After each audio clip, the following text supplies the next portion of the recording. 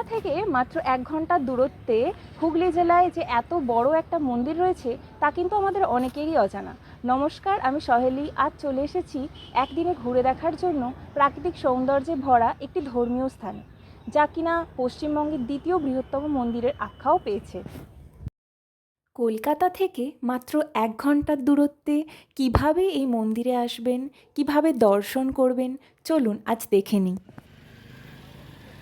হাওড়া থেকে বর্ধমান কর্ড লাইনের ট্রেন ধরে বারুইপাড়া স্টেশনে নেমে 1A প্ল্যাটফর্মের পাশের রাস্তা দিয়ে গিয়ে অটো ধরতে হবে, যার ভাড়া মাথাপিছু 20 থেকে 25 টাকা।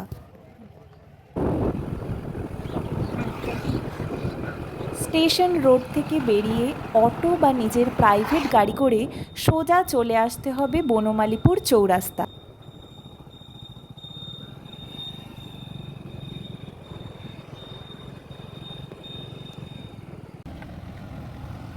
মেন রাস্তা থেকে নেমে এই মাটির রাস্তা ধরে 100 মিটার হাঁটলেই পৌঁছে যাব এই মন্দিরে, যার নাম ব্রহ্মদত্ত ধাম। এখানে মন্দিরের নিয়মাবলী দেওয়া রয়েছে, যেমন আরতির সময়, মন্দির খোলা ও বন্ধের সময়, যা কিনা প্রতিদিন সকাল 7টা থেকে 1টা পর্যন্ত এবং 3টে থেকে সন্ধ্যা 8টা পর্যন্ত খোলা থাকে। মেন গেট দিয়ে মন্দিরে প্রবেশ করে প্রথমেই দেখবেন মন্দির চত্বরটা বেশ বড় এবং সুন্দর।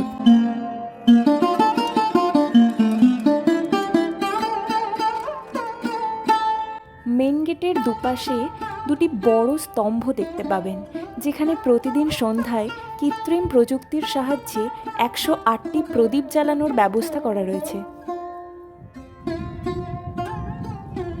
মন্দিরে ঢোকার পূর্বে দুটো ছোট মন্দির দেখতে পাবেন, যার বাম দিকেরটা সিদ্ধিদাতা গণেশের মন্দির এবং ডান দিকেরটা কপিল মুনির মন্দির।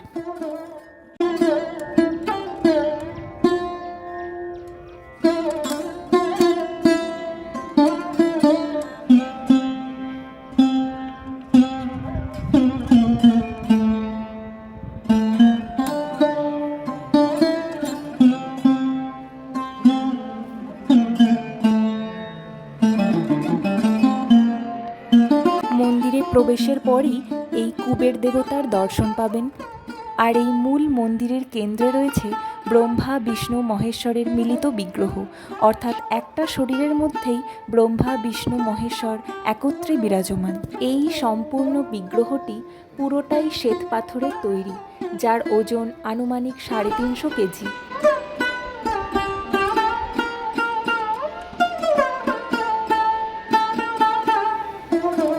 এই মন্দির সারা ভারতবর্ষে মোট 4টি জায়গায় রয়েছে। যেমনটা দেখা যাচ্ছে, প্রথম ধাম শিবদত্ত ধাম, যা মধ্যপ্রদেশে রয়েছে।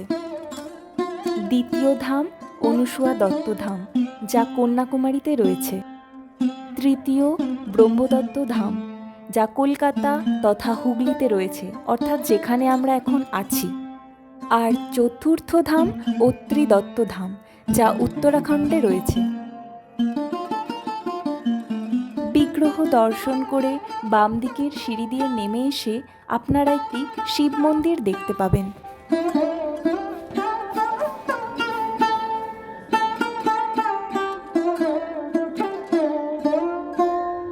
একটা কথা না বললেই নয়, এই মন্দির এবং এই মন্দির চত্বরটি এতটাই বড় যে আপনাদের পুরো এলাকাটি ঘুরে দেখতে বেশ খানিকটা সময় লাগতে পারে। এই মন্দিরের প্রতিষ্ঠাতা শ্রী শ্রী সদ্গুরু নারায়ণ মহারাজ। এই মন্দির সপ্তাহের প্রতিদিনই খোলা থাকে, তবে এখানে মন্দিরের প্রসাদ শুধুমাত্র বৃহস্পতিবার দুপুর 2টোর সময় পাওয়া যায়, যার জন্য 1:30 থেকে হওয়া আরতির শেষে প্রত্যেককে এখান থেকে টোকন সংগ্রহ করতে হয় এবং সেই প্রসাদ সকলে গ্রহণ করতে পারে। নমস্কার, আপনারা কোথা থেকে এসেছেন? আমরা এসেছি খানাকুল থেকে। এই মন্দিরে কি আজকে প্রথম? হ্যাঁ, এই প্রথম। এর আগে কখনো আসা না, হয়নি? না। এখানে ঘুরে আপনাদের কিরকম লাগছে? ভালো। এই আপনারা জানতে পারলেন কিভাবে এই মন্দির সম্বন্ধে? কেন না, আমার এখানে বন্ধুর বাড়ি আছে, ওর সূত্রেতে এখানে আসা। আচ্ছা আচ্ছা।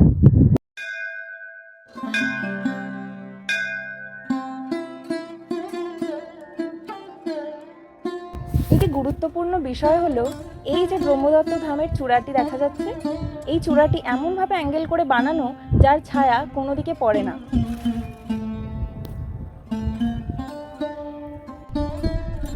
এই ব্রহ্মদত্ত ধাম প্রায় 15 বিঘা জমি জুড়ে বিস্তৃত।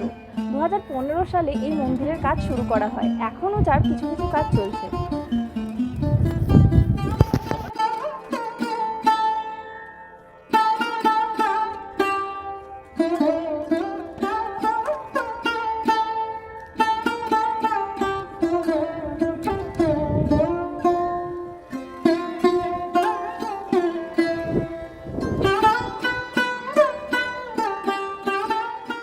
এই মন্দির প্রতিদিন সকাল 7টা থেকে দুপুর 1টা পর্যন্ত দর্শনার্থীদের জন্য খোলা থাকে। দুপুর 1টা থেকে 3টে পর্যন্ত মন্দির বন্ধ রাখা হয় এবং পুনরায় দুপুর 3টে থেকে সন্ধ্যা 8টা পর্যন্ত দর্শনার্থীদের জন্য খোলা থাকে। আজ আমি এই মন্দিরে বেশ খানিকটা সময় কাটালাম। বেশ শান্তিপূর্ণ জায়গা এটি। কলকাতার এত কাছে এত বড় জায়গা জুড়ে বিস্তৃত এই যে মন্দিরের খোঁজ অনেকেই আর জানে না। তো যে কোনোভাবে একদিন ছুটির দিন দেখে এই মন্দিরে আসুন, সারাটা দিন কাটান। আশা করছি আপনাদের সকলের খুব ভালো লাগবে।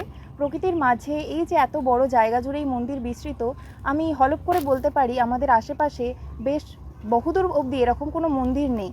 তো সবাই পরিবার বন্ধুবান্ধব মিলে আসুন, দেখুন, ঘুরে দেখুন এই মন্দিরের মাহাত্ম্যকে। তো আজকের ভিডিও এই পর্যন্তই। নমস্কার, ধন্যবাদ।